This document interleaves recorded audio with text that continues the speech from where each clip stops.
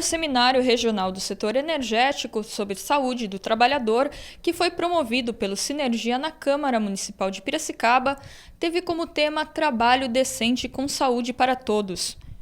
O encontro discutiu, além do cumprimento das NRs dos setores elétricos e de gás, a aposentadoria especial, o combate aos acidentes de trabalho e ao assédio moral. Cristiane Queiroz Barbeiro Lima, da Fundacentro São Paulo, deu uma entrevista ao TV Sinergia para explicar como os temas abordados no seminário fazem parte da vida do trabalhador. Bom, eu acredito que a aposentadoria especial é um instrumento de proteção à saúde do trabalhador. E dentro disso, o que a gente vê? Que muitas vezes, quando um trabalhador procura a Previdência Social, porque tem o direito, já que pagou por isso, né? Todo mês é descontado do salário dele uma parcela para a Previdência Social. Quando ele procura, o que ele tem como resposta? Quando ele está doente ou quando ele requer uma aposentadoria devido à exposição a agentes nocivos, é que ele teria um benefício. Né? E essa palavra benefício parece algo dado, né? Algo que é um presente. E, na verdade, isso não é um presente. Né? Isso é pensado, é uma recompensa, é uma compensação por ele ter estado exposto a condições de risco, muitas vezes até a sua vida, né? Então, nesse sentido é que eu acho que algumas palavras, elas dão uma conotação que não é a conotação verdadeira, né? Então, não é benefício, na verdade é um direito que a gente adquire, até porque a gente não paga voluntariamente a Previdência Social, a gente paga porque é obrigatório, né? E dentro disso, o que eu tenho falado muito é na questão dos usos dos equipamentos de proteção individual, que na verdade são instrumentos, ferramentas de trabalho, né? Porque a partir do momento que você está num ambiente em que é necessário você utilizar uma máscara, um protetor auricular, um capacete, é porque nesse ambiente existe potencial de dano à sua saúde ou integridade física. E nesse sentido, o equipamento de proteção individual é uma sobrecarga, né? Você ficar 4, 5, 6 horas ou até 8 horas com uma máscara, um protetor auricular, é algo diferente no seu corpo, que você tem que ter um esforço maior para respirar, para falar, né? E até de atenção à sua própria saúde, porque cada vez que você se movimenta e movimenta o equipamento, você pode estar exposto. Só por esse fato, o equipamento de proteção individual pode, dentro do conceito do direito que a gente tem de respeitar limites de tolerância, valores de exposição, ele pode ser considerado para diminuição dessa exposição, mas nunca eliminação.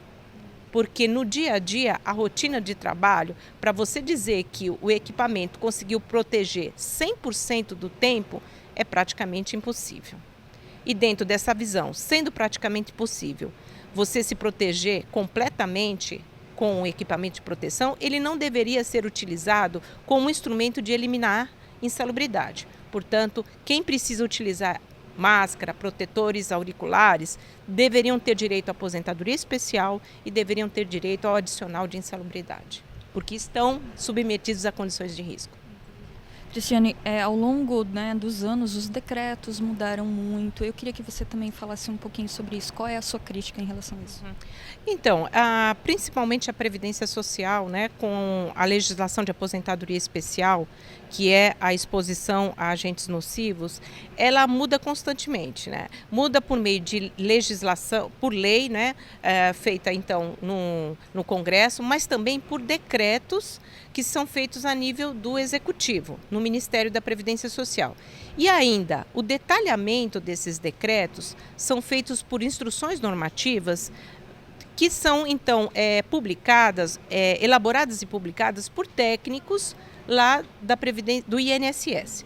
Bom, nesse sentido, muitas vezes aquilo que o decreto traz em termos mais gerais, quando chega na instrução normativa, são bastante especificados e detalhados, e inclusive com exigências praticamente impossíveis de se comprovar. Então, o que eu digo às vezes você tem uma legislação muito boa que prevê uma proteção, mas quando você vai lá para o final da linha, para poder comprovar que você estava exposto, que as condições não eram boas, as exigências são tamanhas que você nunca consegue comprovar. E aí, então, aquilo que deveria beneficiar, no fim, é uma enganação. Qual as dificuldades que você vê em relação à PPP, né, a feitura dela, e como que você pode dar uma orientação para o trabalhador em relação também à PPP? Então, o perfil profissionográfico previdenciário, o PPP, ele é um instrumento bastante importante para o trabalhador, porque ele traria o histórico desse trabalhador, né? O histórico da atividade de trabalho, a exposição dele aos riscos. Mas, justamente, existe uma instrução normativa que limita isso. Primeiro, que ele limita a exposição a agentes químicos, físicos e biológicos, tão somente.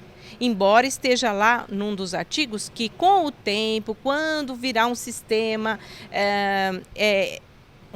maior pela Previdência Social, vai ser para todos os agentes de risco. Mas isso já tem mais de 10 anos e até agora a exigência de descrever as atividades, ele é só feita para agente químico, físico e biológico. E mesmo assim, na existência desses agentes, né, inclusive considerando o detalhamento do nível de ação, né, a partir de uma certa concentração existente, não é só a presença do agente nocivo, mas a partir de uma quantidade de agente nocivo, que nós sabemos muito bem, enquanto técnicos, a dificuldade que é você ter certeza daquela quantidade presente o tempo todo no ambiente de trabalho e na exposição do trabalhador.